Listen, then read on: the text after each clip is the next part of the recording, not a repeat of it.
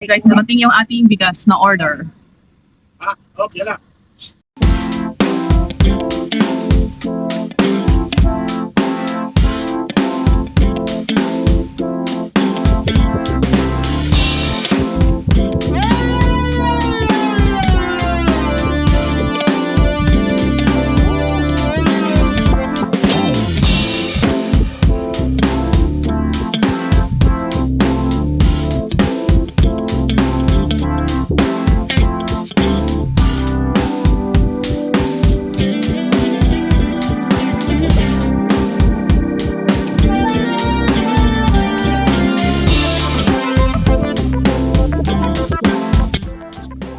Binaba ng pala, ayun po ng bigas.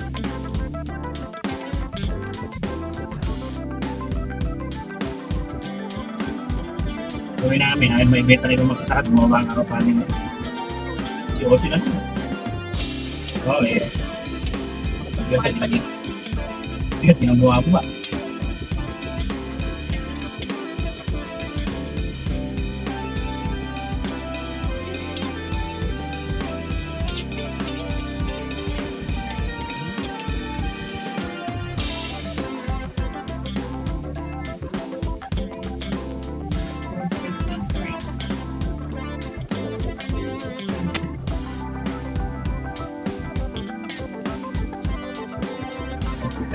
Thank you.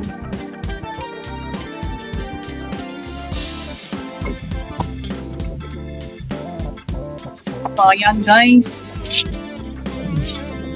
Isa sila.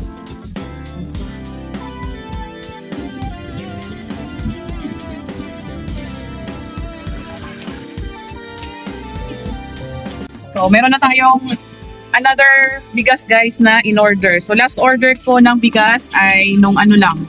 Kailan ba yung last order natin, Daddy? Nung... Resibo, Daddy.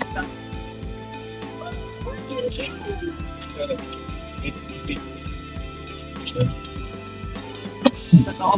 Nag-last order ko guys, March 8 lang. 10 sako. Ayan, March 8. Ayan. 10 sako, 5 sweet coco, 5 sinandomeng. Yung blue, ayun. Meron pa akong stocks na dalawa na tira.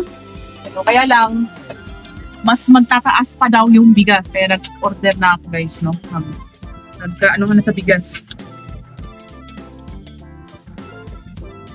May butas yung ano, sumabit daw.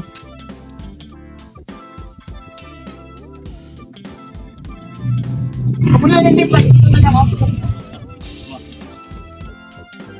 Nilagyan na lang ng remedyo. Ano siya nabutas. Pero hindi naman siya na magas. Yan. So, bago nating order guys, 10 sako ulit. Isang klase lang to. Nakalagay triple X. Pero nice. Magandang bigas daw to guys. No? 1,350. So, last kuha ko is na 1,3 lang ngayon. Nag-1,350 na naman. So, tataas daw talaga ang bigas. Lalo na ngayon guys na, di ba? Dahil dun sa, taas ng presyo ng gasolina. So, ayun. 1,350 ang nabayaran natin. 13,500. Yan. Ngayon ay, ano bang date ngayon, Daddy? 23 ng, dito pala yung date. March 23. Ayan, usap po sa ako ulit. Ayan. So, 1,350. So, sa cash niyan, guys, add 100. Bibili. Ano ba? Nagpa-Gcash lang, no? Ng 500 pesos. So, 500, guys, 15 pesos yung ating charge. Ayun. Yun nga, 10 sako yung ating bigas, guys, na ayan. Ito yung dalawang pinatong lang yan guys. No? Ito yung luma nating bigas. Ito maganda to guys. Ang kuha ko lang nito ay 1,3. Tapos ito ng bago ay 1,350. Maganda ba yung bigas din? Kita mo yung butas? Okay naman. So, mahal-mahal lang ng bigas guys. Wala silang ibang stocks. Isang klase lang. Meron doon silang, minsan nakukuha sila guys. No? Minsan na, pala ganun no? Na sila yung, na-scam sila pag kukuha sila sa mga, tawag doon sinabi ni kukuha daw sila sa tawag doon sa bodega, parang gano'n. Kukuha sila sa bodega, tapos sabi magandang klase. Kasi yung sinuli ko guys, no, na amoy ipis, binalik ko sa kanila, yun daw, na-scam daw sila doon kasi akala nila okay kasi pinakita maganda yung bigas. Tapos nung naiakyat na at napunta na sa kanila, na nila yung, tawag dito, nalagay na nila sa, nakuha na nila ba, nung aking supplier, kita nila, pangit pala kasi tinitingnan din nila yung bigas. So, pangit pala. So, ayun. Ang mahal pa naman nun, 1,250.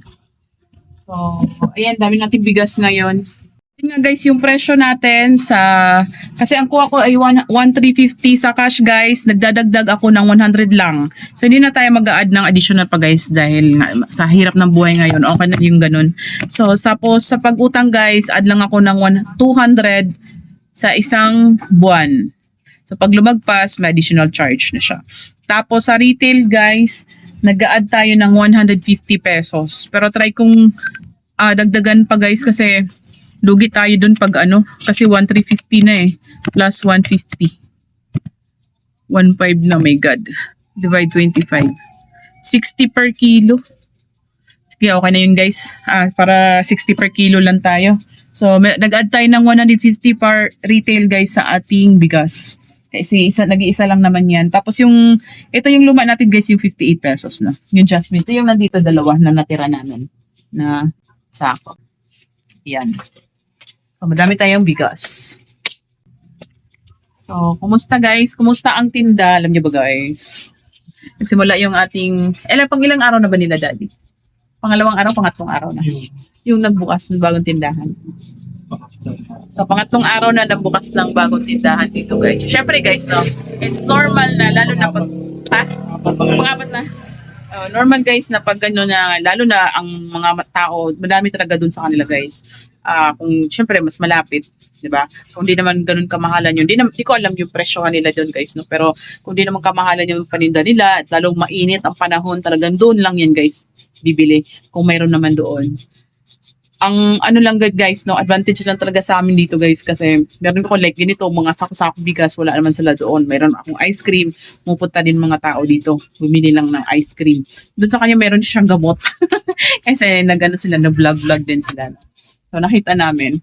So ayan, okay lang yan, ganun talaga, mas, 'di ba? Ganun talaga ang buhay. Naghahanap talaga tayo ng may pagkakakitaan. So lang, syempre pag mga ganyan guys, no, bawas talaga sa atin yan, bawas customer. Pero okay lang, ganun naman talaga ang buhay. But anyway, highway. Ito yung ating tindahan guys. Baga may next week. Mga next week guys na mag-grocery kami kasi may mga paninda kami na wala na't naubos na. Like sa frozen, naubusan din ako ng frozen. Kailangan namin bumili ng frozen products. Guys, ang aking share, maraming salamat sa panonood. Paalam, bye-bye. So meron akong ganito guys, oh. Bintahan 16. Ayan. Tapos chicharong kalabaw. Mani. 5 piso lang. Ayan. So, ayan lang guys. Paalam, bye-bye.